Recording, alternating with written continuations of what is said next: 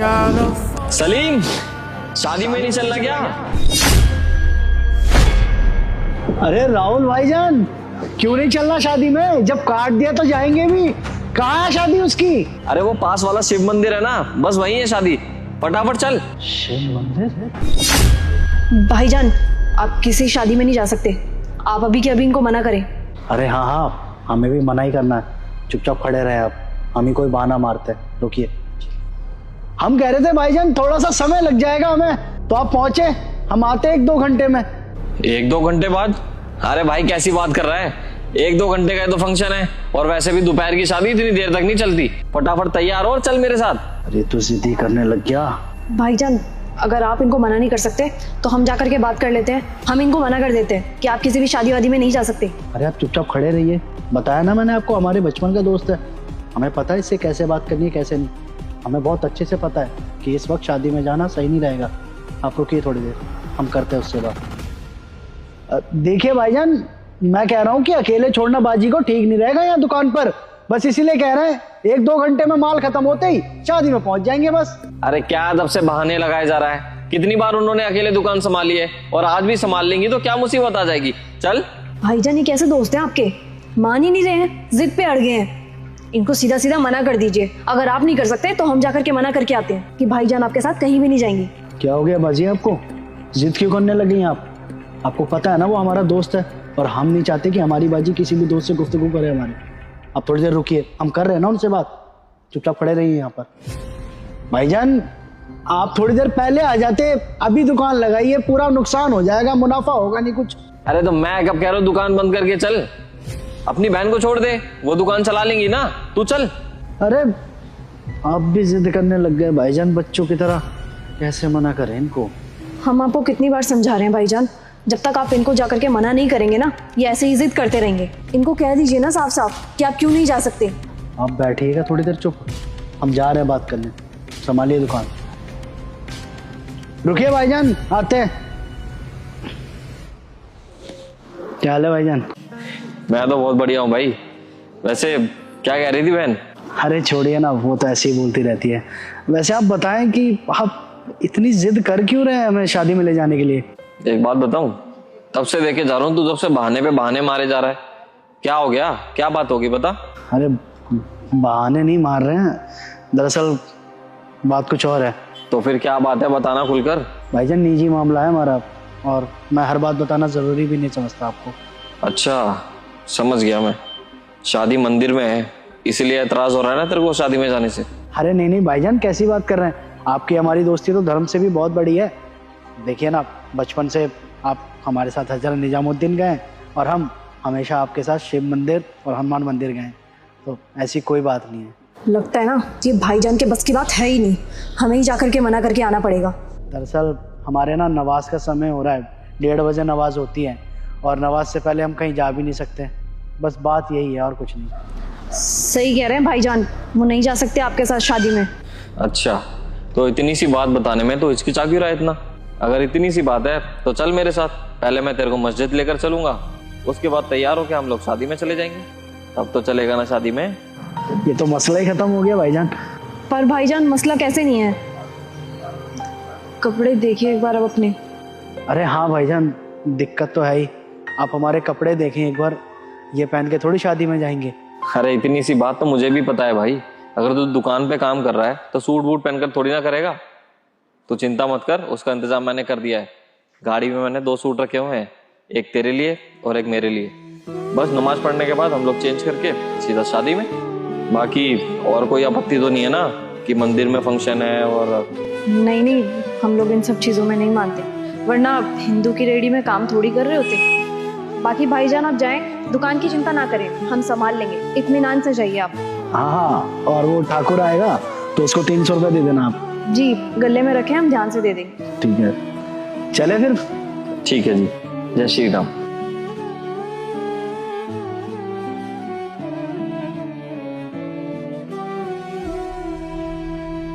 Surprise! Surprise? कैसा surprise? अभी तुम्हारे लिए बहुत स्पेशल सरप्राइज है, अभी दिखाता हूँ, रुक जाओ। पर तुम जा कहाँ रहे हो? अरे रुक जाओ, मैं अभी आया बस। अरे सुनो। दिया, लगता है चली गई। थैंक गॉड, आज तो बाल बाल बच गया। तुम कौन हो? वो मैं, अच्छा क्या तुम मेरे पति की गर्लफ्रेंड हो? नहीं नहीं, ठीक है आओ मेरे साथ। राहुल क्या सरप्राइज था तुम्हारा? और ये कंबल भी इधर पड़ा है। कोई सरप्राइज नहीं था, मजाक कर रहा था एक छोटा सा तुम्हारे साथ। अच्छा, और नहीं तो क्या। अरे पूरा दिन तो तुम पैसे कमाने में बिजी रहते हो, कभी किसी मीटिंग में, कभी कहीं। पति के ऊपर से तो ध्यान ही हट गया है तुम्हारा। मेरे लिए तो टाइम ही नहीं है तुम्हारे पास। ये सब तो बस इसलिए किया ताकि थोड़ा सा हंसी मजाक हो जाए हम दोनों के बीच। अच्छा वैसे तुमसे एक बात बोलूं राहुल, तुम भी ना आजकल बहुत ज्यादा मजाक करने लगे हो। वैसे तुम इतना घबरा क्यों रहे हो? कंबल के पीछे कोई और था क्या जिसको तुम मेरे से छुपा रहे थे? अरे नहीं, कैसी बात कर रहे हो, मैं किसको छुपाऊंगा। अच्छा नहीं, वो क्या है ना, मुझे ऐसा लगा कि कंबल के पीछे कोई था। वैसे मैं एक बात पूछूं, मेरे पीछे कोई घर पर आया था क्या? नहीं, कोई भी नहीं आया था। वो हाँ वो काम वाली आई थी शायद। 10 बजे आती है वो, 11 बजे चली जाती है वापस। उसके अलावा तो और कोई नहीं आया। लेकिन तुम मेरे से ऐसा सवाल क्यों पूछ रही हो, क्या हो गया? नहीं, वो मेरे को ऐसा लगा कि मेरे पीछे घर पर कोई और भी आया था। अरे नहीं यार, कोई भी नहीं आया था। वो क्या है ना, दूसरा परफ्यूम लगाया था आज मैंने, शायद उसकी फ्रेगनेंस आ रही होगी। हाँ हो सकता है। वैसे पता है क्या राहुल, मुझे तो ऐसा लगा था ना कि तुम मेरे लिए सच में कोई सरप्राइज प्लान कर रहे थे। तुमने तो मेरे को कोई सरप्राइज दिया ही नहीं, पर मेरे पास तुम्हारे लिए एक सरप्राइज है। सरप्राइज? कैसा सरप्राइज? कुछ लेकर आई हो क्या मेरे लिए?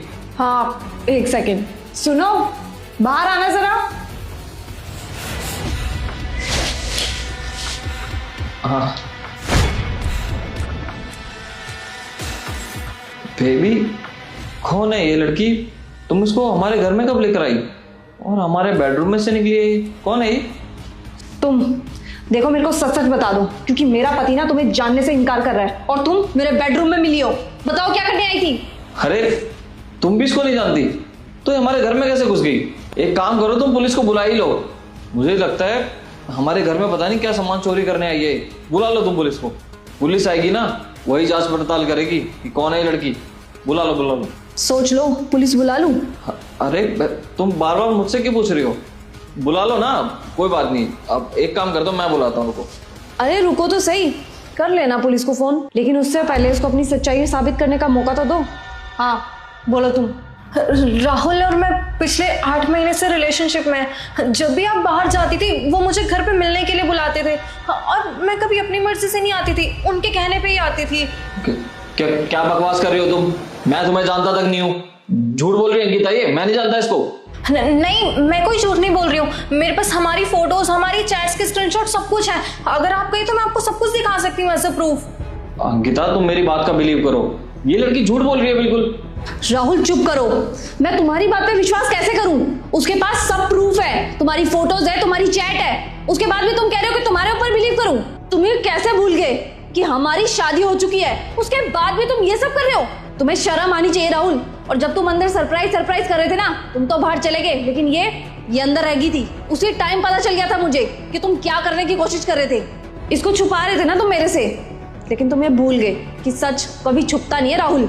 देखो अंकिता, मैं तुमसे प्रॉमिस करता हूँ मैं इस लड़के से कभी नहीं मिलूंगा। और तुम खड़ी खड़ी मेरी शक्ल क्या देख रही हो? अंकिता निकालो इसे घर से बाहर। निकालूंगी, लेकिन इसके साथ साथ ना तुम भी घर से बाहर जाओगे, समझ में आया?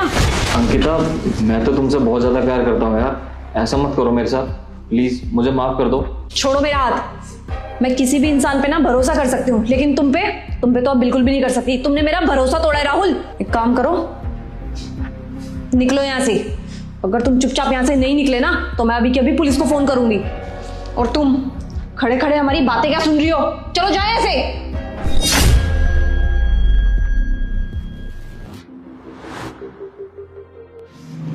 अब तुम खड़े खड़े मेरी शक्ल क्या देख रहे हो? चलो जाओ यहाँ से।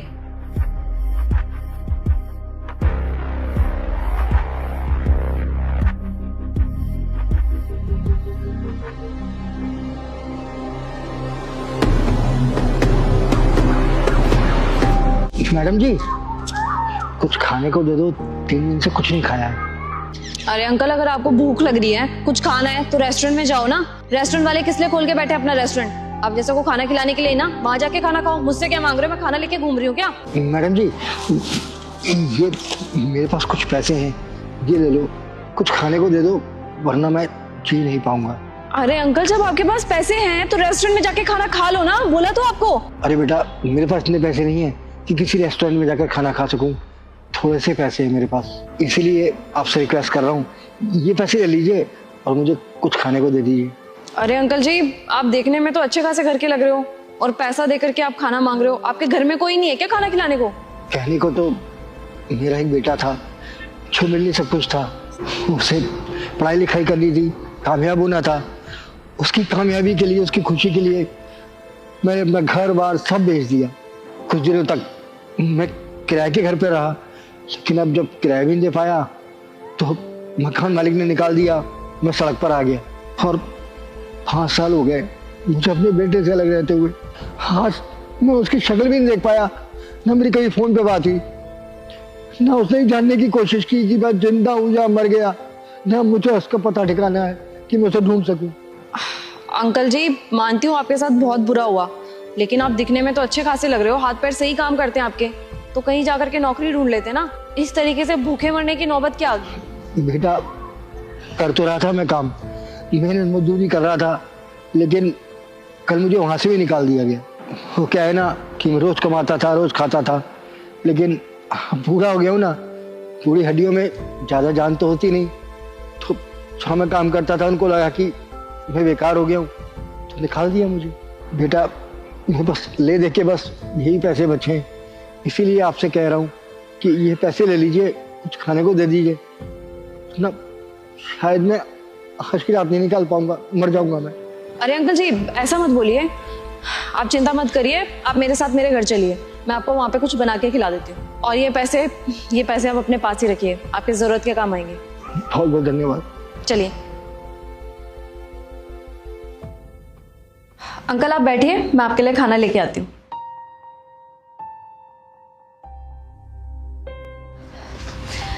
ये लीजिए अंकल जी, खा लीजिएगा।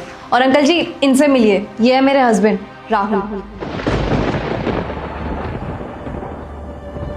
तुम्हें पता है इन बेचारे के साथ बहुत ज्यादा बुरा हुआ। तुम्हें पता है इनका एक बेटा था जिसकी पढ़ाई की जिद पूरी करने के लिए इन्होंने उसको विदेश भेज दिया। अब इनके पास कुछ था नहीं, पूरा पढ़ाई लिखाई का खर्चा ये अकेले उठाते थे, सब कुछ बिक गया। और आज देखना वो बेटा इनको पूछता तक।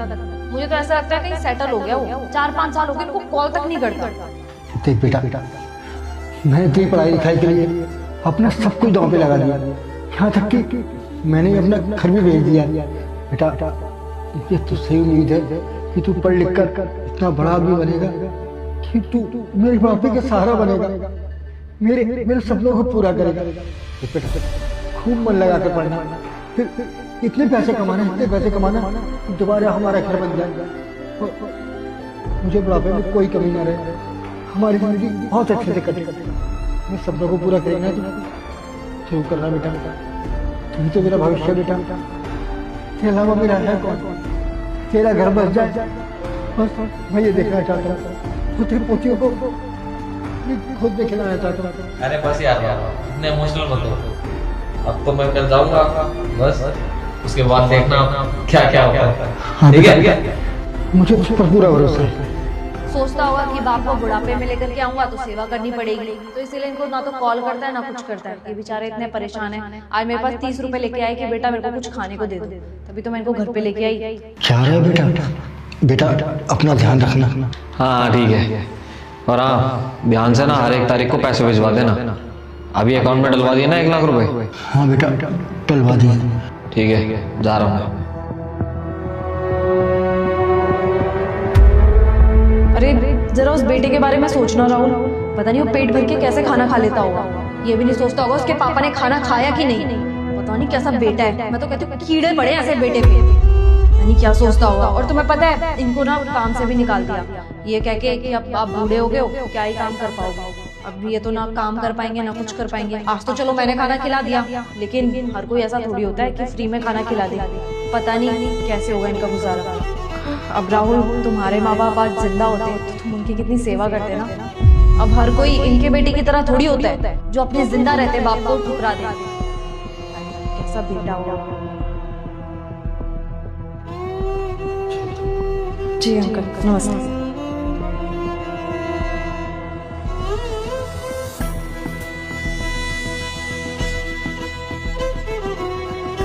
राहुल बेचारे देखना 3 दिन से भूखे थे।